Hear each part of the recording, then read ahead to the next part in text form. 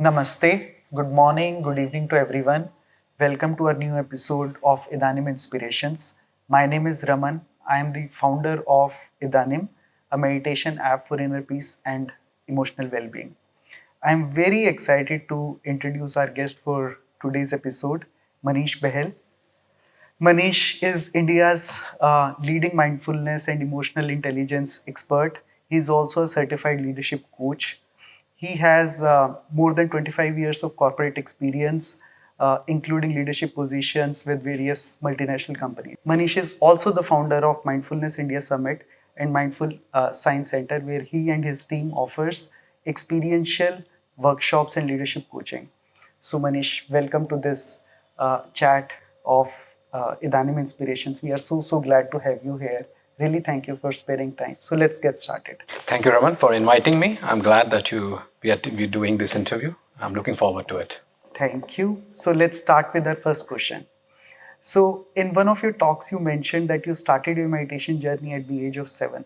So, could you share more about your experience? How did you start your meditation journey at such a small age? Thank you, Raman, for asking this question. Everybody has their own meditation journey.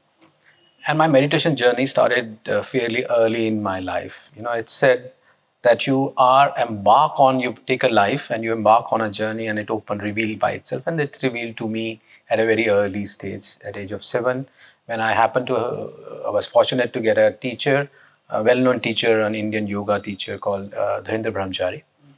And he taught me a very different form of yoga called Sukshma Yoga, which are basically known as subtle yoga practices, which has a lot of meditation practices and bandhas and various other practices which are uncommon for basic yogic practices. And I happened to learn meditation, and there are various forms of meditation and kriyas also. So I started my first journey from there and learned from him the science and the wisdom of a guru and yoga.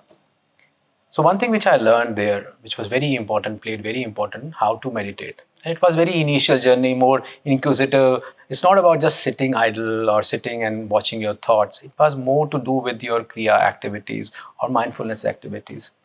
But that time I was not aware of word mindfulness. The thing which I learned to get up early in the morning. So my morning ritual started with that practices. My father got transferred to land of Devis and Devtas and god and goddesses called Himachal. That was another fortune for me. My father was in a place called Kangra in Dharamshala, which was definitely a place for His Holiness Dalai Lama. So I'll learn various teachings and in company of those monks, learn many different practices.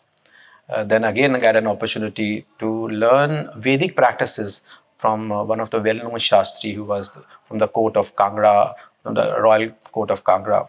And he taught me the Vedic practices, various Vedic knowledge, various Upanishads, various scriptures.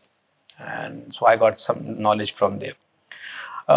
This was my initial beginning of my journey of learning, and that built from my childhood a practice of meditation. I was a very hyper child. I was called a naughty child, but these practices actually helped me to channelize those energies initially.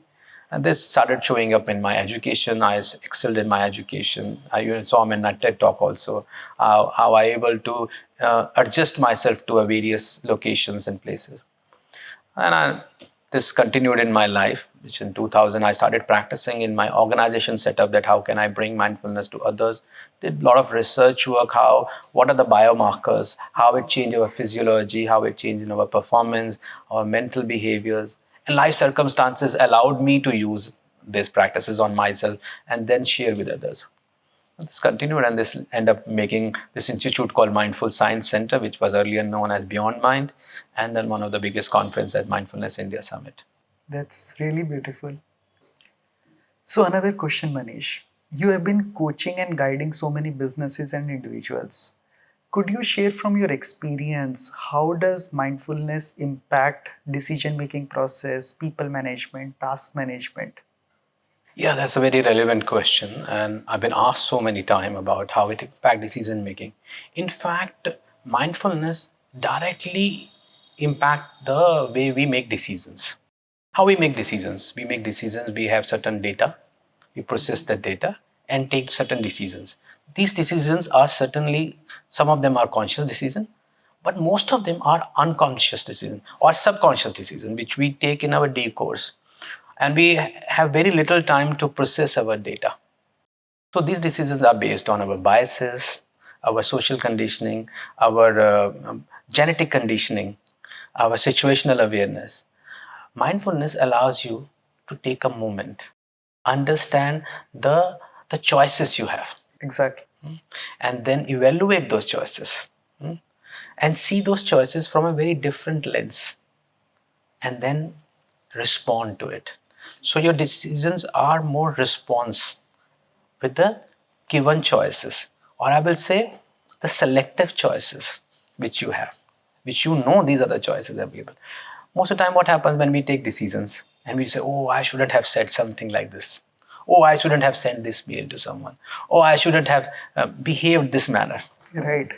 How many times repent after making certain calls or acting or saying or sending mails? Now, mindfulness allows you. It doesn't mean that you will not do something like this, Yes. but you are now aware that you have a conscious choice to do something. And then is your genetic makeup is impacting your decision? Is your conscious makeup making a decision, or you are taking a decision, a very selective or aware choice you are making? That's very, very important. Many people feel meditation is about some esoteric practice, sitting in silence, doing something, becoming thoughtless. When I started my meditation journey, um, I realized you get to know your thought patterns, your mind blocks, how do you make your decisions, how do you make take choices in life. पहले आप किसी चीज से disturb हो जाते थे, what basically triggers your reactions, emotional reactions. And that's the power of meditation, mindfulness, being aware of everything which is happening inside you, in your mind, in your body, and then basically take an informed decision, make a choice, instead of just getting driven by some reaction, by some emotional reaction. So that's the power of mindfulness. I mean, that's what I realized in my practice, and that's very well said. And many people don't realize that. I mean, they think it's some esoteric practice where you sit in silence or do something and some magic will happen. But they tend to ignore this very powerful dimension of mindfulness. So very well said. Yeah. So one thing in very important in decision making, which I practiced in my mindfulness, very not from the meditation point of view. Mindfulness is not alone a meditation. When you talk about decision making, in fact, recently I was doing one session at IIM Ahmedabad for students on decision making. Mindfulness practice also teaches you to various way of making decision. One way of making decision is divergent thinking. Okay, that's also mindfulness way of making decision, where you are open to various ideas. You are thinking very openly. You are not restricting your thinking based on any data. You're giving a very open thinking, and then you choosing an option. So when you do this divergent thinking, a multiple option opens up, which probably your opponent may not be thinking, your competitor is not thinking, because he also thinking the same way you are thinking. But when you open the divergent thinking process, then you open a new ways of thinking and new solution comes in. Okay. There's another way of thinking is also called value proposition thinking, where you think what's the purpose behind what I'm doing. Okay. These are all mindfulness based decision making thinking. So like if you would say value purpose, then pros and cons thinking. What are the pros and cons of what I'm doing? Yes. So both in divergent thinking, on pros and cons thinking, or value proposition thinking, there are mindful thinking process where you don't allow your biases to play a role. Yes. Okay. And then you have a very open thought process. Your ideas are not your idea or my idea. Yes. It's an open idea, and we do an open conversation called mindful conversation with each other. It's not that I brought this idea, this is my decision, so this is me. This is Raman, your decision, this is Raman. No, we openly discuss. There's nobody get hurt in that process also. Even in collective decision making, it plays a very important role. And getting attached to your own idea is very subtle form of self-identification with your ego. That's very very subtle. You don't even recognize it, but that's just deep attachment to your own idea without realizing it. I'll share more about how do we operate it to the new Manishi. So mindfulness plays a very very key role in our decision making process. Being aware of your own biases and basically your own ideas, that plays a very very key role in how do we operate it to the new, and we feel it has played a very key role in whatever little success that we have seen in our company. So yeah. So another question, in one of your blogs, you have used the definition of mindfulness as awareness that arises from paying attention uh, in the present moment non-judgmentally. I think that's the definition by John Kabat-Zinn. Could you explain what does that exactly mean? Could you elaborate what does non-judgmentally means in this context? It's a good question, Raman. See, mindfulness, in mindfulness concept, non-judgment play a very, very important role. I would say it's a very critical role it plays. Now, what non-judgment stands here, that accepting the present moment as it is, not as you want to be. Exactly. Okay, it's a difference between as it is and as what you want to be. As it is means that what present condition is giving you opportunity is what you accept, but not as you want it to be. So most of the time we change the reality. We wanted to put a narrative to a reality. यदि ऐसा होता तो कैसा होता, ऐसा होता तो वैसा होता, if this would be like this, but if this could be like this. This is a narrative which brain always keep on saying. Like I play golf. If I made a good shot, I would have said 2 inch, if I would have hit like this, I would be on the green. 3 inch, I would have said I would be on the hole. Now this brain has a constant narrative which is coming. Now what John Kabat-Zinn has said about non-judgment is that you are not judging that moment from a different lens, from a lens of bettering the situation. Okay, that I want to do a better in this situation. I'm accepting it as it is. Okay, that also doesn't mean that you accept everything, but then you also accept thing as it is, what it is, and then take action Exactly. based on what situation is, not based on what you want situation to be. This has a very big difference between these two. When we want situation as what we wanted, then we are loading it with our expectations. We are grabbing something. We are holding on to something. We are clutching on that certain moments which we think should be good for us. We are not giving opportunity to the new openings which is coming to us. That's why we have a loops in our life. A lot of people say, मेरी life में तो यही होता रहता है. My life is always like this. It's very common to happen this with me. Because this is how the thought process, they do not allow the newer things, newer openings to come. And that's what non-judgment mean in mindfulness. And just to add to that, my perspective, Manishi, when we accept or at least see the reality as it is, then we are in a better position to take decision and take action. Otherwise, it happens a lot of time with me. I would, unless and until I actually see through it, I accept the reality as it is, non-judgmentally, I would keep on, thinking a different outcome, expecting a different outcome. And if that doesn't happen, then I would keep, beating myself up. And that doesn't really give me power to take decision and to take action. So we keep on, just getting bogged down into our thinking process. ये तो सही नहीं हुआ, अब क्या करें? So all those thoughts keep on going, and they basically restrict me to take any action. So it's what you're rightly saying is something is called in scientific term called self-referential thinking. So if you are judging a situation, you are doing a self-referential thinking. Self-referential thinking is most of the time is negative. Okay, like say for instance, I think about my parents. Okay, oh, I'm not a good son. I could have done better for my parents. I don't think so. I've done very well for my parents. Say for instance, you wanted to buy one share. Okay, oh, I could have bought one share that time. This share's value has gone so much. Oh, I could have not sold my house. Today that house cost is so much. You have taken a decision that time which was best that for that particular time. Now you are seeing the data on the light of its result. That's why Gita says, Karmanyavadhikarasya ma phalechu kadachana, which means you have to do the action, okay? Not thinking about the result, but take the action. But that doesn't mean that you should not take the action because you are not concerned with the fruit of it.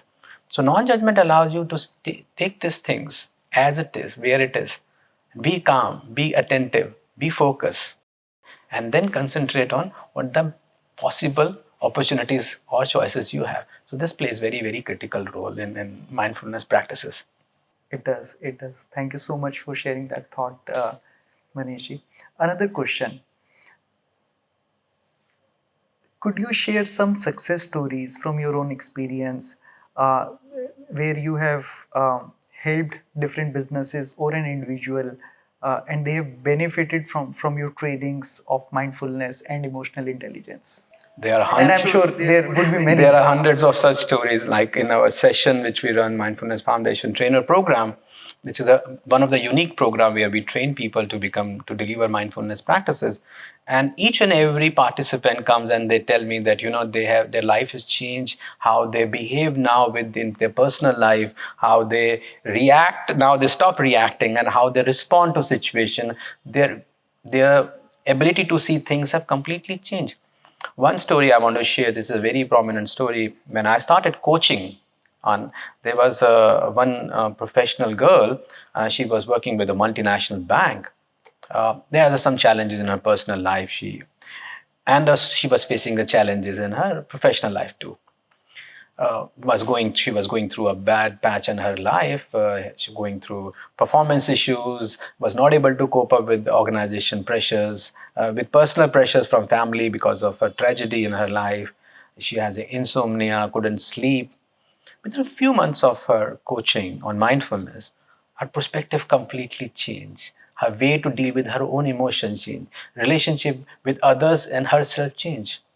Can you believe in few months alone, she was able to sleep well, she was able to perform well, she started her own organization, and she is now a thriving businesswoman.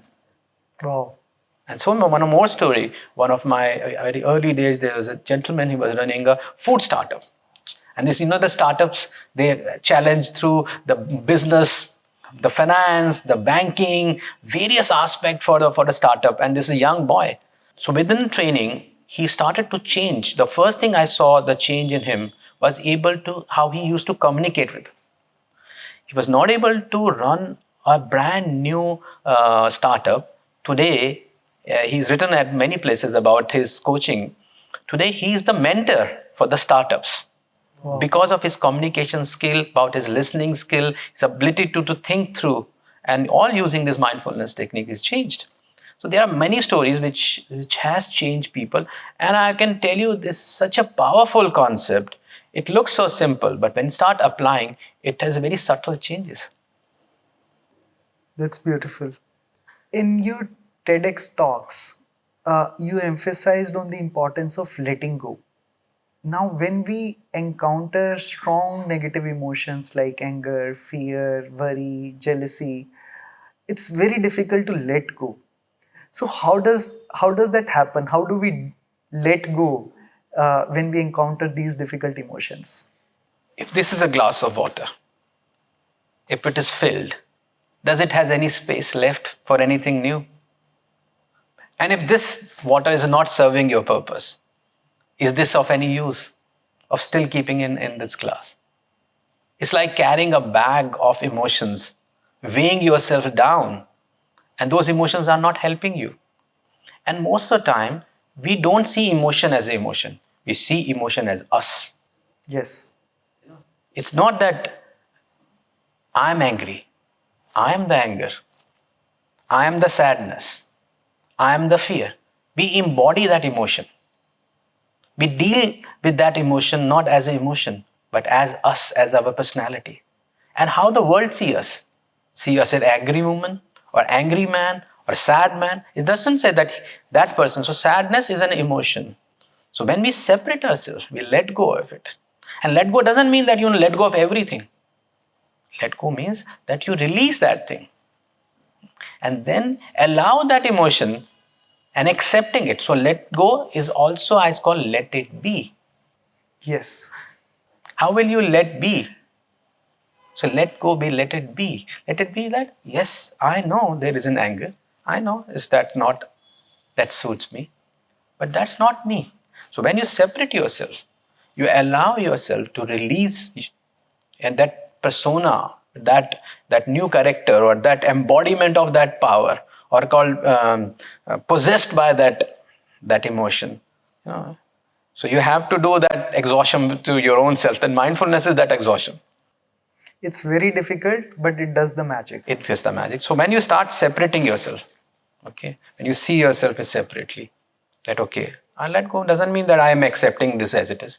Yes, I know it's accept. Now I have an ability to think through and then take a call about it. I'm angry with something. Okay, this not I've been wronged. I've nothing. This thing doesn't happen to me right, but then it doesn't serve me purpose. So let it be. Yes, that anger, but then you allow yourself to separate yourself, step back a little bit, see things in a more clearer light rather than that anger and thought. Because it's a Gita also says that you should not take decision in two emotions, when you are very very angry and then when you are very very happy. In either two cases your decision may be clouded. It's almost magical when you allow these difficult emotions to be and feel them. They transmute to something very blissful, and deeper clarity emerges out of that space. So that's almost magical. I've experienced it many times in my own life. So I usually teach a practice called pour. Okay, it's kind of POARR, like a roar, it's like a pour. So I tell the people to do this practice called P for pause. Okay, so pause a moment. That this practice you can share with your listeners. One is that you pause for a moment. Okay, and then O means observe. Observe that what's happening to me, what is over me, and then A, accept. That is, there's anger, I'm accepting. And now, what you do with R, then you have to respond. Okay, now to calm down. And then retreat, then come back. So you try this one, P for a pause, observe, accept, respond, and retreat. That's a beautiful framework. Then you retreat from there. Sure. When you retreat, then you are back. So this I've designed this pour, and this allows you to very easily, not very easy, but then allows you this process, allows you to then detach yourself from that emotion. Thank you for sharing that framework. We'll certainly apply that. Um, Apart from corporate settings, have you also witnessed the impact of mindfulness and emotional intelligence on maybe other aspects of people's life, like personal relationships, health, overall well-being? So have you seen impact of you basically talk about the impact of mindfulness on in the corporate setting, but have you seen the impact of mindfulness in other aspects of people? I think this is a 360-degree. And just wanted to add to that, I personally believe many people say work-life balance. I always find that difficult to understand. Life is life. I mean, there are no two aspects of life. There are different dimensions. We play different roles we play a role of a husband, teacher, student, working professional, son, and these are different roles that we play. So life is life. I mean, there is no corporate life or professional life, personal life, but still, you get the point. I mean, from that aspect. Yeah. Raman, what happens that when you practice something, that it has a spilling effect on each and every aspect. Mindfulness can't be selectively being done. Okay, that I will wear this mask today. Actually, it demasking yourself. It demasks you. Mindfulness allows you your real nature, your authentic self, Your authentic value system doesn't mean that you have some crafted value for your husband, wife, your inner circle, or your children, but you have a different value system for your organization. If you are honest, yeah, you're reliable for your parents, you're reliable for your own personal, own family, and you're reliable for an organization. You cannot be happen that you are dishonest with your partner, but you are very honest with an organization. This character flows all over. You are the one, that individual. And so mindfulness allows you to be you as an authentic self. One, which means that it impacts your personal and professional life equally. I would say it impacts more your personal life. Your ability to see through things changes. Ability to connect with others changes. And ability to be real use changes. Ability to be more compassionate becomes. You are more empathetic to. Doesn't mean that you become softer. And the Dalai Lama said, having a compassionate heart in a difficult world is the most difficult thing. Yeah. So it doesn't mean that it's the most strongest person to have a compassionate heart in a difficult times. That I say you to forgive others like that is easy, but when you have a power to punish and when you forgive, that's the power. That's an empathy. I can forgive because you are powerful than me. I can forgive you. But when I have a power to punish you and then I forgive you, that's the empathy. That's the compassion. Now, this mindfulness allows you that the real compassion to come out. So, one, your parenting changes. Your relationship with your partners changes. Your relationship with your children changes. Your relationship with your other people. World is what? The joy is what? You cannot have a joy alone. Can you? If I give you the whole wonders of the world and you are alone there, what the wonder will do? The joy is when you have the right partner, you have a right company, you have right people around you, and then connection and sharing those. So mindfulness allows you to live this world in this world joyfully. It's not about how much you have or how much you would like to have. It's not about the monetary benefit. Money is not the barometer for your happiness. So one of us spoke. But then ability to enjoy that money is important. And that's what mindfulness gives you. You have money or no money, but you're still enjoying the moment. So it increases your ability to think through. You're making decision making better. Your ability to deal with your own self, your relationship with your own self changes. Then one thing which is very, very important changes how you see the world. It's the same world. It changes to you. And now you see this world has full of opportunities. At one time, you see full of challenges. And opportunities and challenges are each other's flip side of the coin. You are seeing the challenges, I'm seeing the opportunity. Now you're seeing every situation as an opportunity for you to learn more, to experience more. Every emotion has an opportunity. You just said when you're angry, then you say, what is making me angry? Another side of you can see. So mindfulness changes the way you see, think, behave, and also the change. So it generally improves the overall well-being of yours. Since we started Idanim, uh, many people share one particular challenge. Uh, they feel when you meditate, you become thoughtless. Rather, you should become thoughtless. And if you keep on getting thoughts during your meditation practice, then you are not doing it correctly. And then they tend to abandon the practice. So, what should we do when we encounter, notice, observe thoughts and emotions during our practice? So, could you share your experience and advice when that happens? That's a very, very common question and very, very common misconception also. Exactly. That, meditation is all about getting thoughtless. I give them this piece of advice. Thoughts and breath come from the same place. You have no control over them. It comes by its own, it goes by its own. More you try to control it, more it becomes prominent to you. Yeah. So what is the thinking process? If you see from a scientific point of view, thinking is a mind's or brain's process of a form of ideas, thought process, things, emotions, all over. It cannot stop. It's like a flow of a stream constantly coming. Okay. Now, you cannot stop the stream, but you can separate yourself from the stream. It is possible. So, mindfulness or meditation is not about stopping that stream.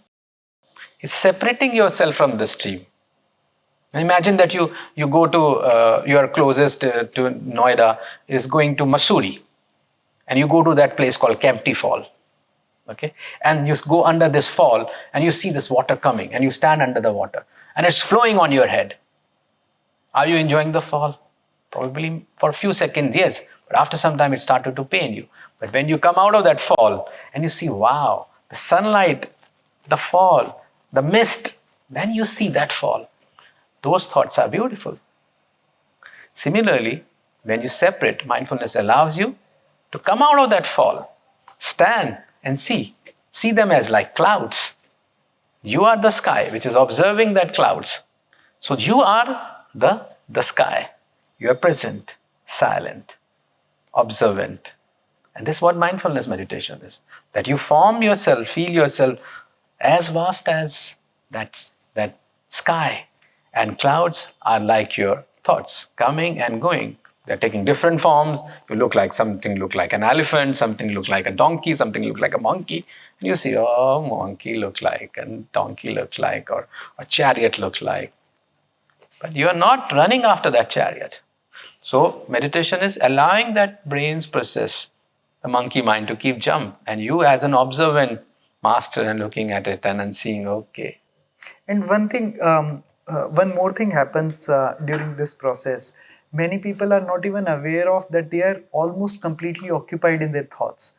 So when you meditate, you at least get to know for the first time in your life that there are so many thoughts, and you are completely identified with those thoughts. So there is some awareness, there is some mindfulness. So that's a good thing when you start observing and knowing that you are almost every time clouded with so many thoughts. And many people say, okay, when I sit, I just can't meditate because they expect themselves to become thoughtless. But so that's a good thing. Some people say, no, sir, I was really thoughtless. I said, you were sleeping that time. So it happens. It happens. I said you were sleeping because thoughts never stop. Thoughts coming. It's only that our observation stops at that particular time. And also mindfulness is more about that aware of that chaos. Yes. That's much chaos there in my head.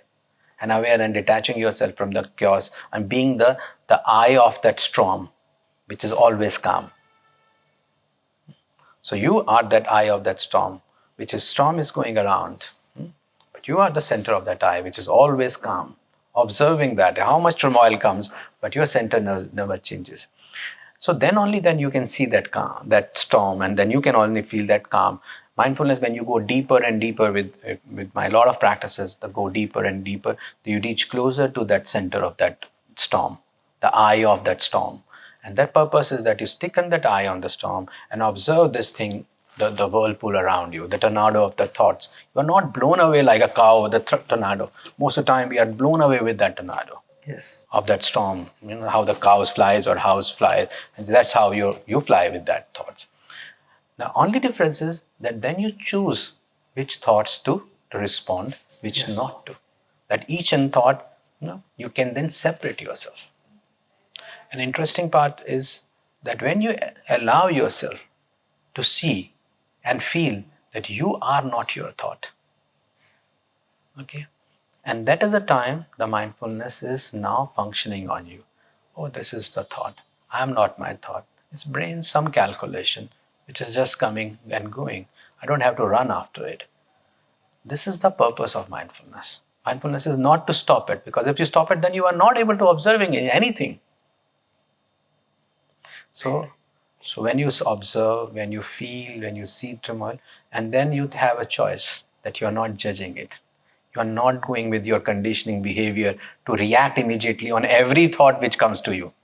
I'm hungry, I should run after that. I'm not hungry, I should not run. I'm eaten too much. Every thought is saying something to you, but you don't have to respond to every thought. Now you are aware that these thoughts will continue like your breath. It's your choice what thought you need to give attention to. Absolutely. So, could you share some tips, particularly for people who are starting out on their meditation and mindfulness journey? What are the common ways they can establish and deepen their practice? Yeah, this is a very important question, and a lot of people come and ask me the same question, that how do I start my practice? So first thing we need to understand that mindfulness is not separate ritual you have to do. It's not ritualistic. You don't have to think about it. It should just form a part of your life. Like how we do a brush in the morning. It is a part of our daily chores. We get up in the morning, go to bathroom or washroom, we put a brush on, or whatever way we want to do, for our oral hygiene. We do that. Imagine this is our mental hygiene. And we need to spend a very small time. And it's not necessary that, okay, I need to have a 6 o'clock only I will do. If 6 o'clock is past, I will not do it. So have a time. Say, for instance, that you get up after a brush, I need to do about 5 minutes is my meditation time. Okay. If 5 minutes, if 10 minutes, 15 minutes, that's also not fixed. You can start with small. So second point is that don't make it ritualistic part. Make it your day-to-day part of it. Don't have to be ritual, like brushing is not a ritual. Taking shower is not a ritual. It's a part of your life. So make it as a part of your life. Secondly, you have to start small. Start small, that 5 minutes, 10 minutes, 15 minutes, whatever is good. Time is only a denomination. Okay, it's what is the amount you are spending that time. It automatically when you start enjoying this time, you will able to carve out more time for this practice. Third thing important, stop judging it. A lot of people judge. My meditation was not good today. My meditation was good today. That happens all the time. Okay, so stop judging that thing. I also do. It's not that it's for the new meditators. I also do, but then it hampers your meditation. Not good is also good, because then which means you are more observant of your thought. There's so many thoughts. Some days you have more thoughts, some days you have less thoughts. Doesn't mean that quality of meditation has improved or decreased. Probably someday you don't have any thought. Maybe you were sleeping that 10 minutes. Maybe you have too many thoughts. You are more aware, more attentive to those thoughts. Very true. Okay. Now this 10 minutes ritual. No ritual, 10 minutes, 50. Fourth thing, very important, that you don't have to have very hard and fast on yourself. If you are not able to do 2 days, 3 days, it's okay. You don't have to beat yourself that I have not done this meditation. The more important is how you are taking this in your day-to-day life. Say, for instance, you are not able to do in the morning. Before you switch on your computer, give 5 minutes to yourself on the desk. Okay, I was not able to do in the morning. I was in a rush. I was late for my office. Now I'm in office. I have 5 minutes. Tell your people around you, give me 5 minutes. And then nobody will push you. No, we don't have 5 minutes. Okay, and just peacefully sit, breathe, 5 minutes. And do it while before you switch off your computer. Take 5 minutes before you grab your keys and other stuff to catch your train or your car or to go back home. Take 5 minutes there. That's it. Now start practicing in your day-to-day life while eating food. Could be a joyful experience. Talking to someone, listening to someone can be a meditator. So these are the more important is not the ritualistic practice, but how you are taking this into your day-to-day life. This is so beautiful and so very true. I can very well relate to it, Manishi. In my earlier days, for many years, I used to be very, very strict about my practice. And I realized I'm not really doing justice to the practice and to myself. When I started enjoying it, the sheer joy of just sitting in silence for a few minutes, enjoying the practice, spending time with myself, and not really expecting any certain outcome. आज meditation अच्छी ही होनी चाहिए था. I started enjoying it even more. And second thing that you mentioned, it's okay if we didn't really do it in the morning because of we being busy in some other activity. That's perfectly fine. I also realized it's more important to be mindful when we are, occupied in our day-to-day activities, as in maybe just listening to somebody. I mean, am I listening to you with some degree of presence mindfully, or I'm just listening to you with thoughts hovering in my mind? Am I eating food mindfully? Am I washing my hands mindfully? Maybe I can just bring my attention and presence back to my breath while going to a restroom. So there are so many moments that we can leverage to come back to the present moment, become more mindful. And these small moments are even more important and powerful than our formal sitting of maybe 10 to 15 minutes. I used to meditate for good 45 to 60 minutes, and I find these small moments in our day are more impactful and powerful to deepen our practice. So I can very well relate to it. Yeah, also the quality of your presence is also very important. Are you sitting? When you're sitting, are you sitting? Yes. When you're walking, are you walking? When you're talking, are you really talking? When you're listening, are you really listening?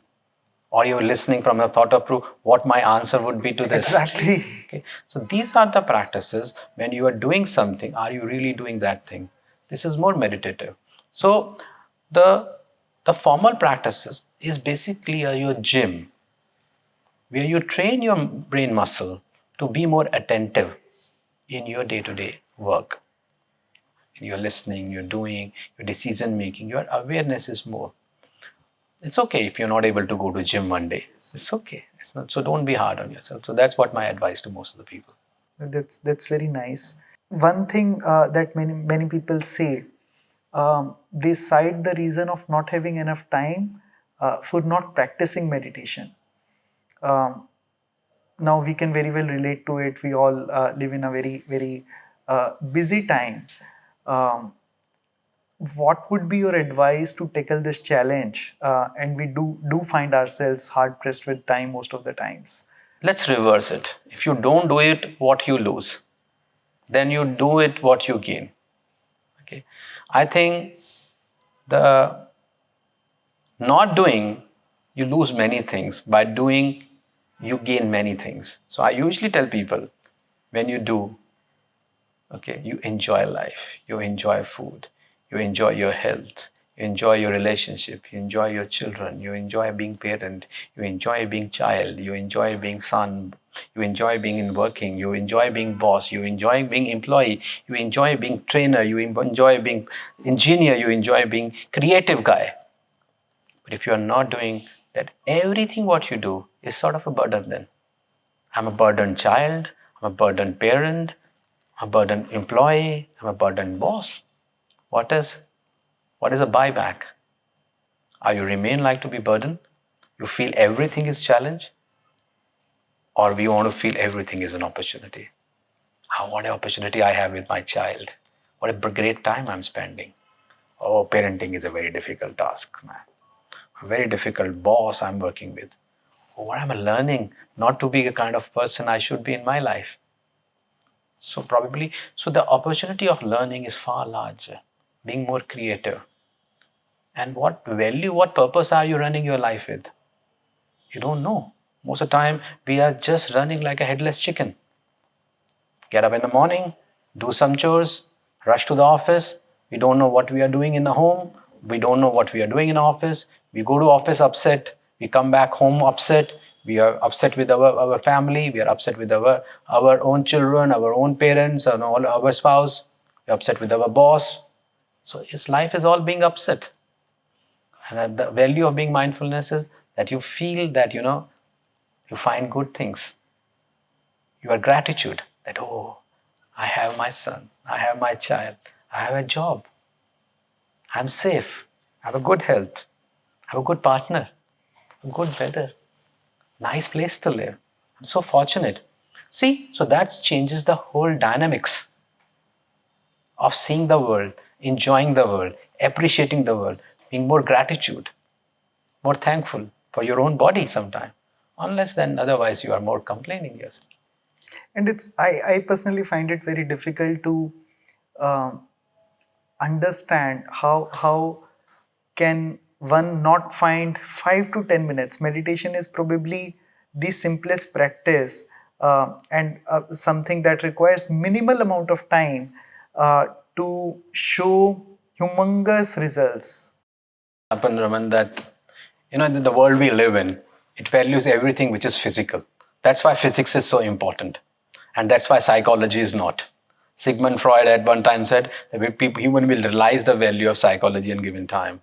So everything which we feel, touch, we feel, that is present. But things which we don't feel doesn't mean that doesn't there. Okay, the emotions we don't feel doesn't mean doesn't there. But the humans have more value which it can feel, touch, see. The senses can feel them. So it's natural that we give value to things which are physically present. But the why we go to gym? Because we see a physical change in our body. But there is no barometer to change that my emotion is shifting towards this side. Okay. If there is any barometer which shows that you're emotionally you are getting better, your anger is coming down, and that's why we do a lot of tests. There are psychometric tests which tells you that your emotional well-being is now. That's why the emotional intelligence is the marker for success, not the IQ. IQ is what you're born with, but emotional intelligence, what you cultivate. So you want to become a better human being, you want to enjoy your life, you want to enjoy your food, you really want to give value, which are things which are subtle. And life is all about things which are subtle. Your breath is subtle. Your mood is subtle. Happiness is so subtle. Okay.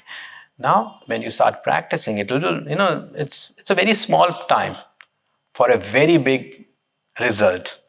Very small investment for a very big result in your life. I would say, you invest in a share stock market this much, this much of a time investment will give you dividend, not in this lifetime, but many lifetimes. Because it changes not your life, but it changes your environment, it changes your society, it changes your, not our society, not your organization. It can impact, just spilling over to the continents. We can see this in mindfulness. Yes. It spills over. So you have one mindful person in your organization can change large cultural behavior. And We have today, seen that. We have seen that in our own company. yeah. And today you see the effort your organization is doing, bringing these apps. It's so simple. If you don't have time, you can have a guided app. This put up this thing 5 minutes. Listen to one meditation. There are wonderful meditations on these apps. These days, technology is an enabler also. Sometimes it's disruptor, but sometimes it is enabler. What part we would like to? Most of us we like to see the disruptor part. But we do not see the enabler part of it. That can we do this 5 minutes of meditation from one of these apps? Okay, it's so easy now. At one time, it was difficult. You have to go to Himalaya Parvat to do my mindfulness meditation. Today is on your desktop. Still, you have 5 minutes in your office. Put this headphones and 5 minutes. In the lunchtime, you had your lunch. Now let me do my meditation. It's so simple and easy. And technology companies like you have made things so simpler for people. Thank you so much. Thank you so much. Thank you so much, Manishji, for sparing time, sharing your valuable insights, your journey with us. I really enjoyed our conversation. Thank you so much again for lovely insights and your time. Thank you so much, Ramanji, for inviting me for this discussion. I hope you have enjoyed as I enjoyed this conversation, and all the well wishes for your new venture and for your app. Thank you so much. Have a lovely day.